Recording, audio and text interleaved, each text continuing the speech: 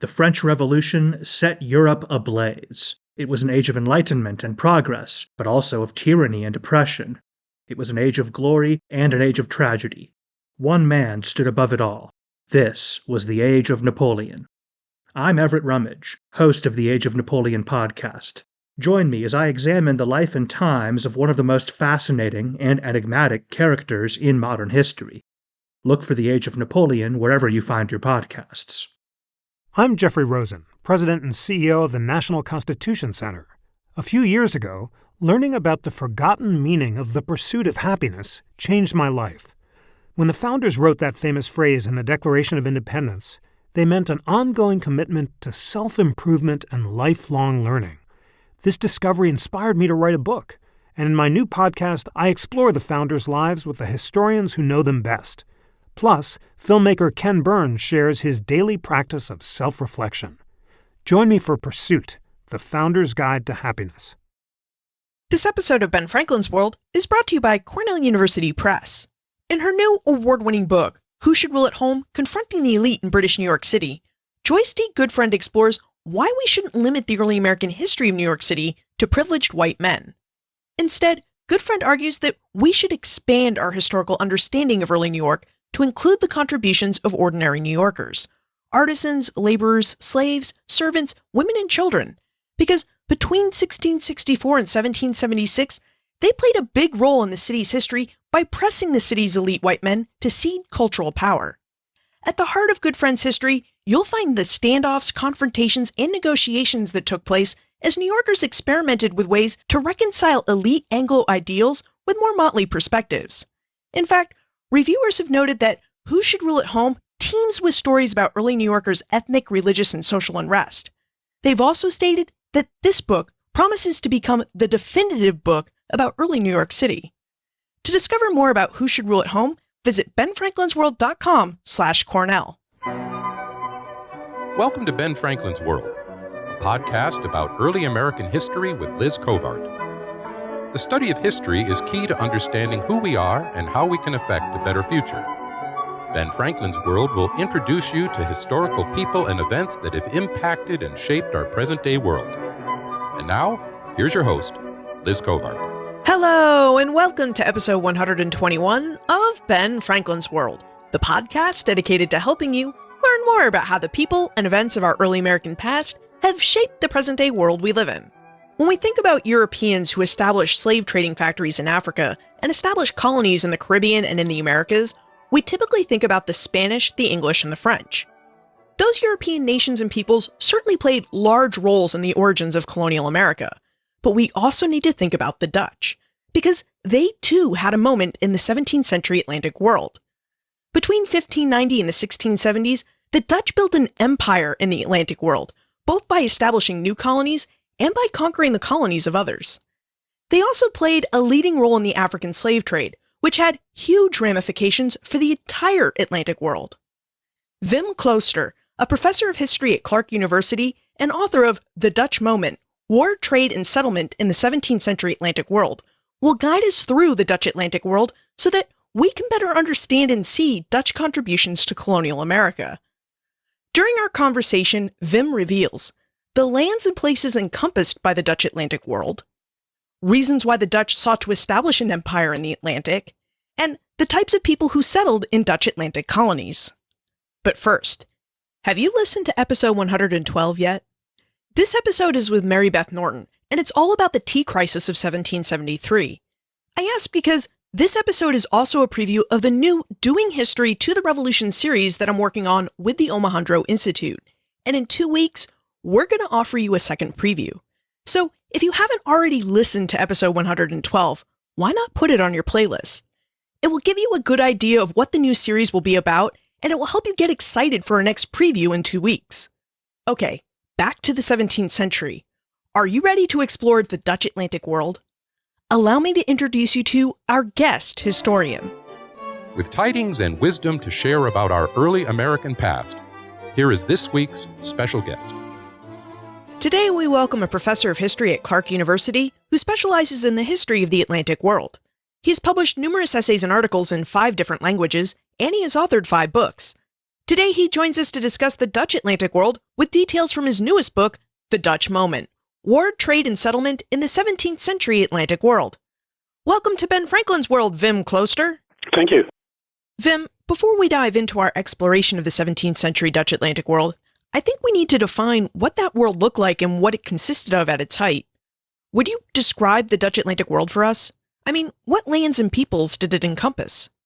So, at its height in the early 1640s, the Dutch Atlantic encompassed parts of coastal West Africa, including Elmina in what is today Ghana, and Luanda in what is today Angola. On the other side of the ocean, half of Brazil was in Dutch hands, as were half a dozen Caribbean islands. And finally, the Dutch had established themselves in the area called New Netherland, in between New England and Virginia. Wow, that's a lot of territory. I mean, especially when you consider how small the Netherlands is. That is right, yes. It was one of the smallest colonizing powers in history, you might say. Now, the Dutch began their foray into the Atlantic world around 1590. And when you look at the big picture of the Atlantic world, 1590 seems rather late. I mean, the Spanish and Portuguese had been active in the Atlantic from the 1490s onward. So, Wim, what prompted the Dutch to get involved in the Atlantic world when they did, and why did they venture to Africa, the Caribbean, and the Americas? It was actually the Dutch War of Independence, the Dutch revolt against Spain, that prompted them to get involved in the Atlantic world, just like it did in the Indian Ocean. There's an economic side to this story and there's a political side. So the economic side is that Dutch merchants during this war were ousted from the Iberian Peninsula by successive Spanish kings, and that led them to search for alternative areas to buy goods that they were familiar with, such as salt, which had always come to southern Spain and Portugal, but that was no longer possible. And this search for salt led them to various corners of the Atlantic world. But there was also a political side, and that was more important, the political side to the Dutch transatlantic expansion. The West India Company, a company that coordinated Dutch activities throughout the Atlantic, wanted to open a new front in the war against the Iberian enemies, and in order to divert the war away from the Low Countries and take it to the area where they knew that the Spanish had collected a tremendous amount of wealth. This was the source of the war machine of the Spanish, the silver that was produced in Mexico and Peru. So if the Dutch could get hold of that, one way or another, the Spanish would lose out in it, and it would help the Dutch stay afloat in their war against Spain. So it sounds like the Dutch entered the Atlantic world first as a mission of war against the Spanish, and second as a mission to establish colonies. The idea was we might be able to establish ourselves in areas that are relatively peaceful while at the same time waging this war with Spain. But from the very beginning, there was this goal of capturing colonies from the Spanish and the Portuguese. The two countries were united between 1580 and 1640. And I think that's a big difference with the way that the English or the French established themselves in the New World, especially the French later on in the 17th century, where they actually go specifically to areas where the Spanish and Portuguese cannot be found. Whereas the Dutch almost seem to go on purpose to areas where they find the enemy. Would you tell us a bit about the Dutch revolt? Earlier you mentioned that it was this war for independence that really prompted the Dutch to venture into the Atlantic world. Yeah, so at the time that Spain and Portugal expanded across the Atlantic, as you mentioned in the 1490s, early 16th century, the Dutch did not exist yet as residents of an independent country. Instead, they lived in provinces that were ruled at the time by Burgundy in the late Middle Ages. In the 16th century, these provinces, 17 different provinces in the area of what is today the Netherlands and Belgium, ended up in the lap of Habsburg Spain, Spain ruled by the Habsburg family. And while under that rule, provinces rebelled, starting in 1568, over both religious and fiscal matters, most specifically the Spanish persecution of Calvinism. And it's that war that becomes the Dutch Revolt and that leads to Dutch independence, which is only recognized by the Spanish 80 years later, so in 1648. Now that we know why the Dutch ventured into the Atlantic, let's discuss how they ventured into the Atlantic. Wim, would you tell us about the creation and operation of the Dutch West India Company?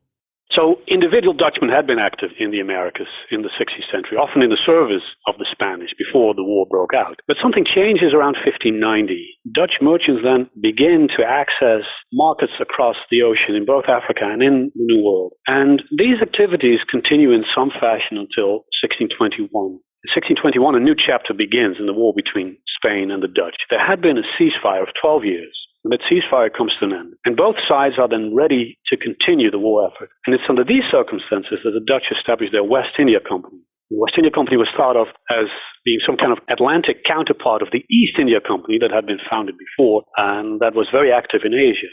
So the West India Company is founded in 1621. It's charged with trade, with migration, but the main goal, the military goal, was overwhelmingly important. So you might say that first and foremost, this West India Company is a war machine and not a commercial company like the East India Company. And what were the company's military goals? The Dutch begin almost immediately with a so-called grand design, a very optimistic, a very ambitious plan to conquer as many colonies that were Spanish or Portuguese on either side of the Atlantic Ocean as possible. And they start with sending a fleet to Bahia, Salvador da Bahia, the capital city of Brazil, in order to conquer that. At the same time, a fleet leaves for Elmina in West Africa. And with every step, the idea was, of course, we're going to succeed, so we're going to build on that with the next step. But from the very start, things went awry. For instance, the Dutch do manage to conquer Bahia, the capital of Brazil, but they only hold on for about a year, and then it's lost again. Their invasion of Elmina in the 1620s failed miserably, and the enormous investments don't seem to pay off. In the end, the Dutch do end up, of course, with a good part of Brazil, but a lot of damage had already been done. This West India Company, from the very start, is on the brink of bankruptcy and has to be held up by the Dutch government, the States General. Interesting. You know, the fact that the Dutch West India Company teetered on the brink of bankruptcy makes me wonder, did the company's military goals conflict with its goals to realize a profit through trade? That's an interesting question. Yes, you could say that on the one hand, the Dutch do import a tremendous amount of sugar and tobacco from Brazil, which had been the goal from the start. The Dutch merchants who had been trading there before 1621 knew that this was the world's largest sugar producer. So the idea was Brazil is the weak link in the Spanish Empire. We might be able to pull this off. The Portuguese are suffering under the yoke of the Spanish, and it's a very lucrative colony. So this is a good way to start our grand design. But when you think about what then happened, and let's focus for a moment on Brazil, the Dutch, by 1635, conquer a large sugar-producing area. And for about 10 years, they export large amounts of sugar and tobacco, but certainly not the same amounts that the Portuguese had exported in the decades before. And that is because there was a war going on in Brazil. There are only a few years in Brazil where the Dutch are safely in control when there's no rebellion against them. And for most of the time, it means that the enemy, the Dutch enemy, is pursuing a scorched earth policy in which sugar plantations are completely destroyed. So compared to the plans that the Dutch had laid out and the enormous amount of money that they thought they could make as profits and then invest in the war machine at home, the actual proceeds from Brazil were quite small. Let's talk a bit more about Brazil, because when many of us think about the colonies of the Dutch Atlantic world, we tend to think of New Netherland. But in the Dutch moment, you point out that Brazil was really the heart of the Dutch Atlantic Empire. So would you tell us more about how the Dutch came into possession of a portion of Brazil? As I've just said, the Portuguese thought of Brazil as some kind of a weak link in the chain of the Spanish Empire. Since 1580, Portugal was part of the Spanish realm, but it was also clear that Spain had forced the Portuguese into this union. And the Dutch thought that the Portuguese inhabitants of Brazil, because they were suffering under the Spanish yoke, that they would flock to them if they invaded Brazil. Dutch merchants had acquired not just information about the trade, but also intelligence about port cities and where an invasion might be successful. So on the one hand, they think it's feasible to invade. At the same time, they know it's lucrative. Brazil, again, was the largest producer of sugar in the world in the late 16th, early 17th century. So the Dutch count on Brazil. They first invade the capital city of Bahia. They lose that, and then they come back. They come back in 1630, and this time it is successful in the sense that they're able not just to establish their presence close to the coast, but expand the territory under their control in the years to come. In about 12 years, they expand to half of the coastline of Brazil, which is in the Dutch hands. So the Dutch are to be found in the north, the Portuguese in the south, and from the perspective of the Dutch, this might go in the direction of a complete control of Brazil. So from the commercial perspective, the idea is we're not just going to be in control of part of the trade as they had been before 1621. We're going to control everything. We're going to control production, distribution, and overseas trade of sugar and tobacco. You noted earlier that the Dutch only experienced peace in Brazil for a short period of time during their settlement. Why were there so few peaceful years for the Dutch? Only in the early 1640s there are a few years where they enjoy peace, and even then there are tensions with the so-called Luso-Brazilians, the local population in their midst. Otherwise, they were always facing foreign troops, whether these were locally born men that rose in revolt or those who were serving the Spanish Empire, or after 1640, when Portugal becomes independent of Spain, it's Portuguese soldiers that are sent to Brazil to defend this colony. So the Dutch were always at war except for just a few years. And then finally in 1654, they lose Brazil when they surrendered really quite easily to Portuguese war fleet that had just arrived. So if Brazil was the heart of the Dutch Atlantic Empire, what role in place did New Netherland have within the empire? Brazil was by far the most important in the sense that it was key to this grand design, key to the war with the Spanish, and you can see that reflected in the number of soldiers and the investments in the military machine. You can also see that reflected in the commercial importance of Brazil. So in those senses, in the military sense and in the commercial sense, New Netherlands was very important, was actually quite marginal to the Dutch Atlantic world. It's more important, though, as a pole of migration. Quite a number of people do migrate to New Netherlands. However, small migration was in the Dutch Atlantic world. So it did receive people from not just the Netherlands, but other parts of Europe by way of Amsterdam, ended up in New Netherlands. So in that sense, it was more important than most other colonies.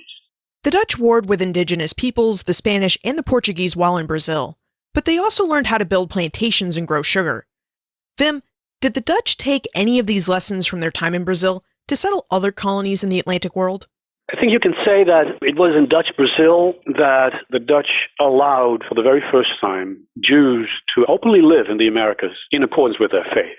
So here in 1636, for the very first time in the history of the Americas anywhere, a synagogue is opened in Recife, in the Dutch capital of Brazil.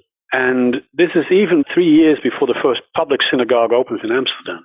And what this means is that Dutch Brazil paves the way for a Jewish life in freedom in the Americas that hadn't existed before. There had been Jews. They had always been forced to hide their religion, certainly in the Spanish and Portuguese colonies where they might end up in the clutches of the Inquisition. But after the first synagogues in the Americas opened their doors in Brazil, that example is followed in other Dutch colonies and soon in English colonies as well. So it's usually these first Jews who had lived in Brazil who go back to Europe, but who then end up as pioneers of new Jewish communities in the Caribbean and North America. And they benefit from the privileges that had been given in Brazil and that become, in the hands of the Dutch and the English, some kind of a blueprint for the new privileges given in new colonies founded in the Caribbean islands, in Guyana, in North America. So in that sense, I think the Dutch used this experiment in Brazil, you might say, to develop their other colonies.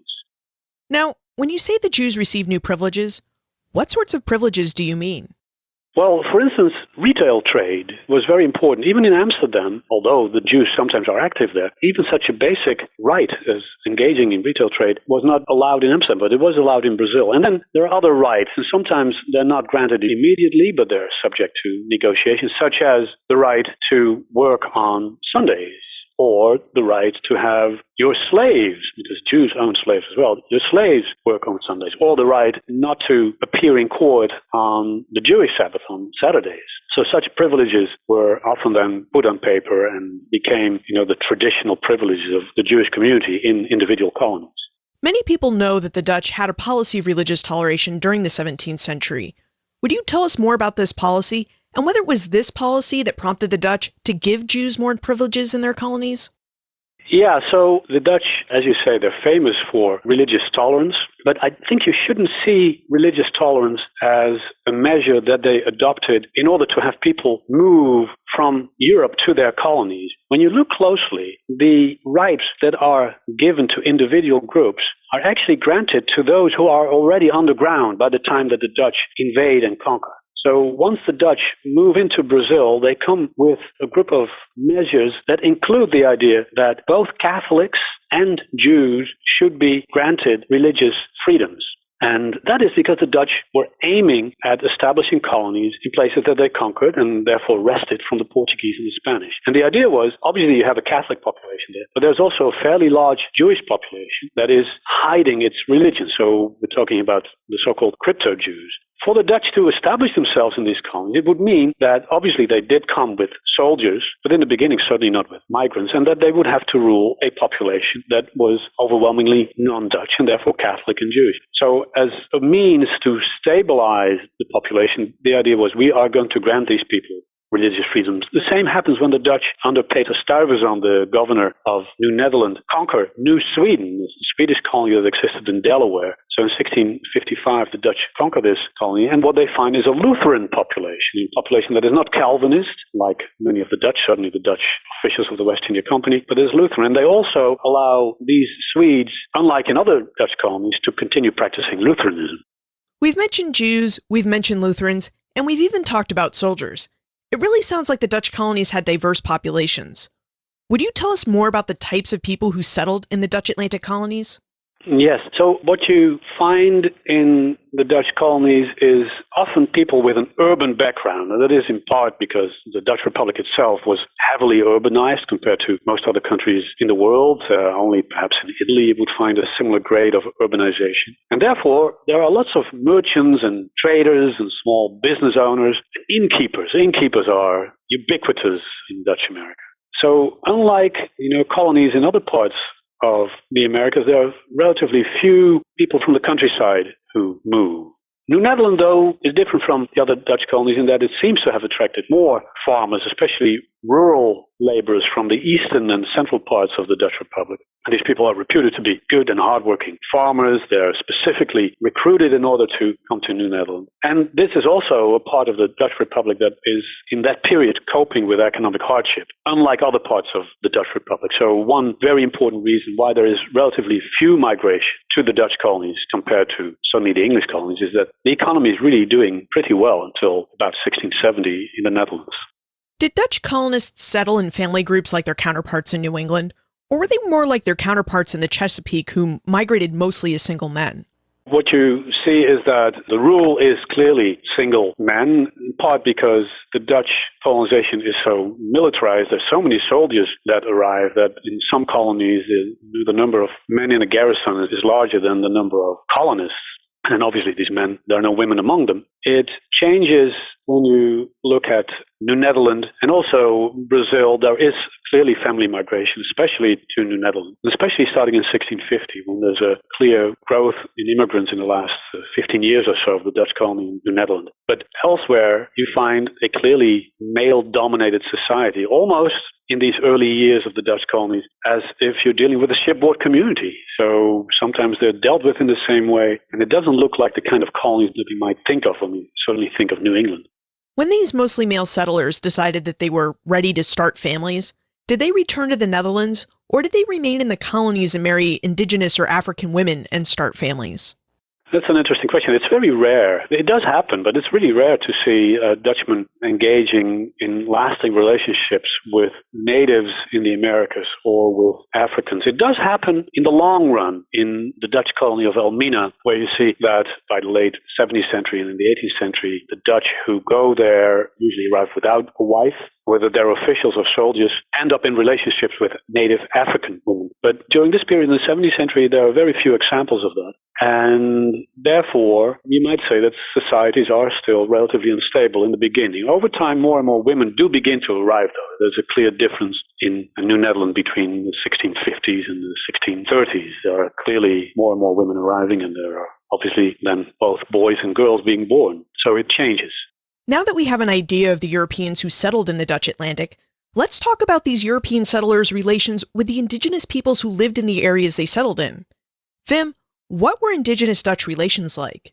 There were always tensions with the indigenous peoples. There's an interesting contrast between, on the one hand, the ideas that the Dutch had of the natives of the indigenous peoples before they first settled. The idea was that since the natives are suffering under the Spanish regime, they have been killed and murdered and subjected to economic coercion, they are our natural allies, that we are the enemies of their enemies. And therefore, once we arrive, they will probably flock to our side and become our allies. That clearly did not happen. And even though there are attempts by the Dutch to sit around the campfire in Chile, for instance, on two occasions in the 1590s and the 1640s, to discuss a common strategy against the Spanish, the natives early on find out that the Dutch are not really different from the other Europeans. And therefore, there are always tensions. The Dutch, for instance, engage in the enslavement of natives, both in Guyana and also on the Dutch island of St. Eustatius. And they also do that in northern Brazil, where there's a local rebellion that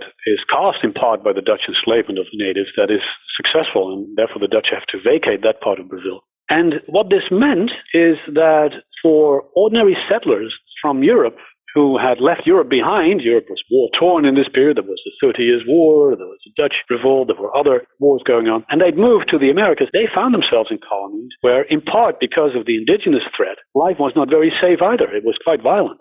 African slaves composed a third party who settled in the Atlantic world.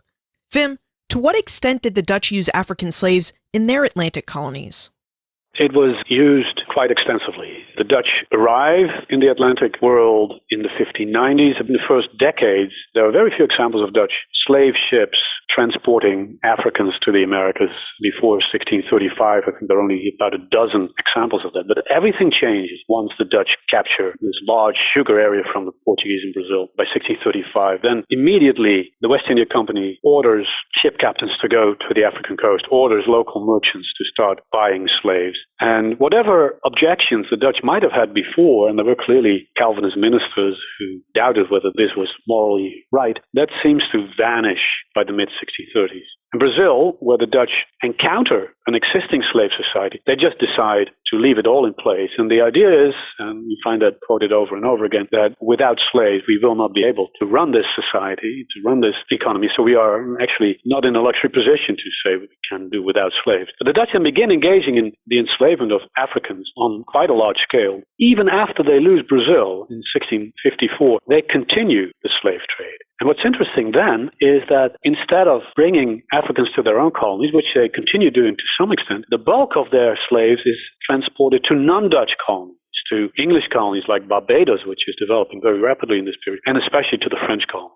And the math that I did for this book shows that between 1640 and 1670, almost half of the slaves on the Middle Passage between Africa and the Americas, almost half of these slaves in these decades come on Dutch ships. Our discussion of Dutch participation and really leading role in the African slave trade leads us to an interesting comment that you made in the Dutch moment, which is that the Dutch really never saw themselves as empire builders, but as merchants. Would you expound upon this idea a bit by telling us about Dutch trade in the Atlantic world? Did the Dutch confine themselves to the Atlantic slave trade, or did they participate in other trades as well? Yes, let me first say something about the point that you're making. There is actually a moment in the 1630s where the Dutch and some foreign commentators also begin to see the Dutch as an empire of sorts, in that there is continuously news about new battles being won by the Dutch in Brazil, by new victories in the East Indies. And there are some in that period who begin to praise the Dutch as a kind of a modern empire, even an empire, according to one of the main literary figures of the Dutch Republic at the time, that outdoes the Romans because they defeat enemies that are more inhumane and that are more remote than any of the enemies that the Romans had ever faced. That's a fairly brief period. Of course, soon enough the Dutch will start losing terrain in Brazil. But most of the time the Dutch do indeed see themselves primarily as merchants, and that's how their rivals see them as well. What the Dutch were engaged in was clearly not just the sale of Africans. The Dutch were seizing whatever opportunities were presented to them. So they become, on a very large scale, involved in, for instance, sugar shipments from Barbados to Europe, tobacco shipments from St. Kitts to Europe. They almost monopolized French colonial trade around 1660. So there are very few French ships who actually cross the ocean and sell European products like textiles, hardware, in exchange for local plantation crops. It's the Dutch who are doing this. That only begins to change in the 1660s when the French crown, Louis XIV, and his minister Colbert make it a point of building massive numbers of ships in order to oust the Dutch. So it kind of sounds like the Dutch operated as middlemen in the 17th century Atlantic world, in the sense that they were servicing the needs of different empires' colonies by bringing goods to those colonies that the colonists couldn't otherwise get.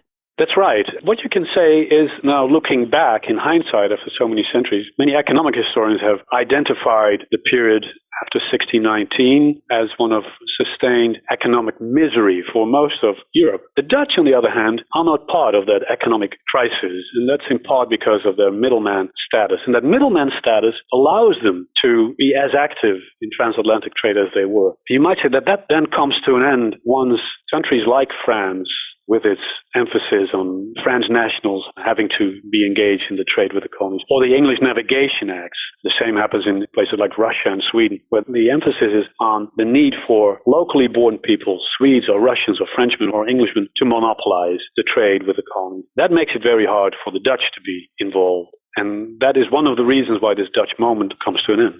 Now, we know from our study of British and French colonial America, and the early United States for that matter, that merchants with one nationality couldn't always legally trade with merchants of another nationality, even if those merchants happened to just live across the river from each other. And yet, it sounds like the Dutch in the 17th century were able to trade with French colonists and English colonists. Yes, well, when the Dutch started out in the Atlantic world, these prohibitions against foreign traders were still few and far between in the French and English colonies.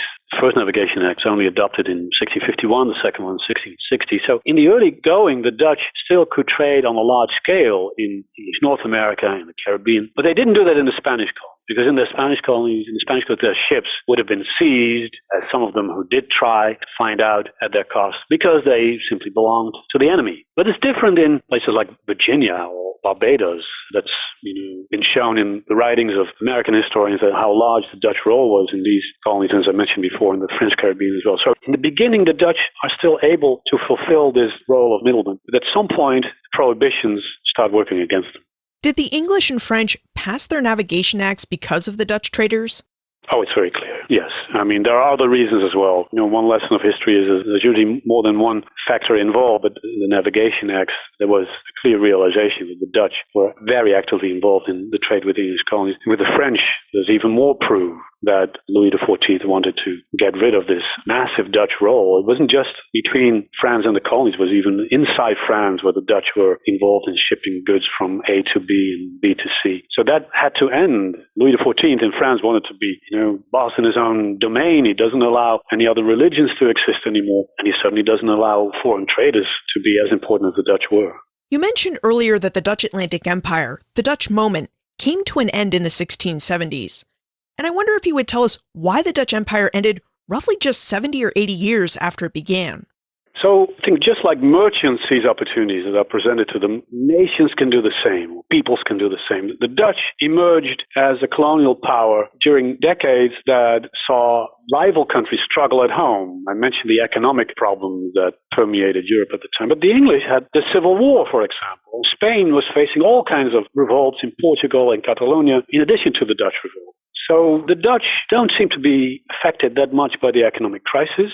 And that means Dutch trade around the globe grew, which means in turn that tax income of the Dutch state increased. And therefore expensive military expeditions could be financed. But as I mentioned, in the Atlantic world, the Dutch are overly ambitious. They believe that they can conquer as many Iberian colonies as they want. And in practice, it turned out not to be so easy. And once in the other countries, the domestic troubles begin to subside, there's an end to the Fronde in France, there's an end to the Civil War in England, there's a restoration of the monarchy, when Portugal is independent and Spain is no longer facing all these multiple rebellions, then these countries begin to introduce policies that discriminate against foreign merchants in their own colonies.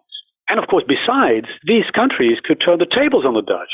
So you see that the Portuguese reconquer Brazil and Dutch Angola. The English removed the Dutch from New Netherlands. The French ousted the Dutch from what was a very promising colony in Tobago in the Caribbean.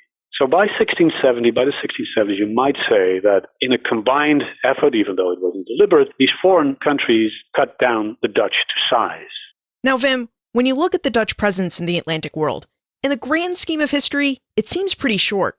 So, did the Dutch leave any lasting impact on the Atlantic world? That's an interesting question. Well, one impact, obviously, is that those people who were transported on Dutch slave ships ended up in a very different continent and ended up in lives of profound misery. And that was only the beginning. What the Dutch did in this period when they were in control of Brazil, transport perhaps 25,000 Africans to the other side of the ocean, was the beginning of a slave trade that in the end involved more than 500,000 Africans. So clearly that is a legacy on the part of these former Africans. You could also say that the Dutch left a legacy, but a very different one, in Brazil. So what happens in Brazil is that in 1645, a revolt breaks out against Dutch rule that lasts for 9 years and that culminates in the Portuguese conquest of this colony. And to the Brazilians today, this in many ways is their golden age. different from other countries in Latin America where the period to be proud of is the independence wars of the early 19th century, where Spain was defeated, independence was declared. Here, there was a period in which local people rebelled against the Dutch and in the end were successful. So this is, in the historiography of Brazil and in the minds of many Brazilians, this is a period to be very, very proud of. Let's move into the time warp. This is a fun segment of the show where we ask you a hypothetical history question about what might have happened if something had occurred differently or if someone had acted differently.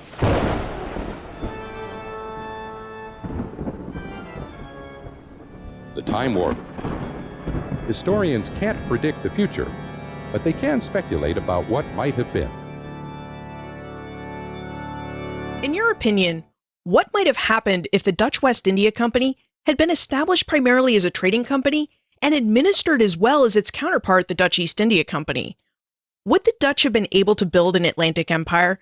And would the Dutch legacy in the Atlantic world be different?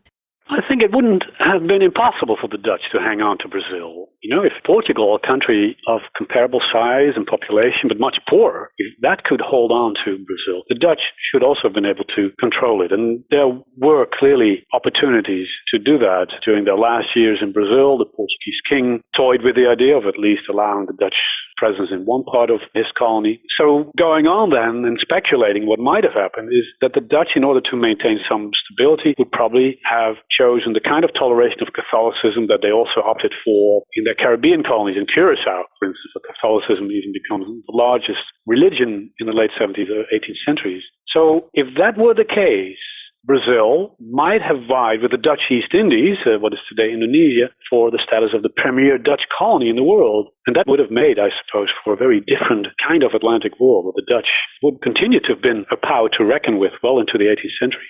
Vim, now that you've researched and written about the Dutch moment in the Atlantic world, what are you working on now? I have finished a manuscript that I co-authored with a Dutch colleague on what is the sequel to the Dutch moment. It's tentatively called the Second Dutch Atlantic, and it deals with the period starting in the 1670s and ending in 1815, ending with the defeat of Napoleon. So that book is in the making, and then I'm about to embark on a sabbatical in Europe, during which I will begin writing a biography of a conservative French nobleman who, in spite of himself, is part of all kinds of revolutions on either side of the Atlantic Ocean in the late 18th and early 19th centuries.